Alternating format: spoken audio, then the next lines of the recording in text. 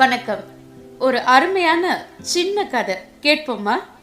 ரப்பரை பார்த்து பென்சில் சொல்கிறது, ஒவ்வொரு முறை நான் செய்யும் தவறுக்கு என்னை சுத்தப்படுத்தி தூய்மையாக்கி விடுகிறாய். ஆனால் என்னை சுத்தம் செய்யும் போது நீ கரைந்து கொண்டே போகிறாயே, அது எனக்கு வருத்தமாக இருக்கிறது என்று. ரப்பர் அதற்கு, அது என் கடமை, நான் படைக்கப்பட்டதே அதற்குத்தான். என்னை கண்டு நீ வருந்த வேண்டாம், இதில் எனக்கு முழு மகிழ்ச்சி. என்னால் உன் தவறுகள் அழிக்கப்பட்டு நீ திருத்தங்களுடன் முன்னேறி சென்றால் அதுவே என் வெற்றி. நான் கரைவதை பற்றி எனக்கு கவலை இல்லை என்றது அந்த ரப்பர். அது வேறு யாரும் இல்லை, நம் பெற்றோர்தான். அவர்கள் ஆயுள் முடியும் வரை நம் தவறுகளை திருத்திக் கொண்டே இருப்பார்கள். நம் மீது பொறாமைப்படாத இரு உள்ளங்கள் நம் பெற்றோர். படித்ததில் பிடித்தது. இந்த கதை உங்களுக்கும் பிடிச்சிருந்தா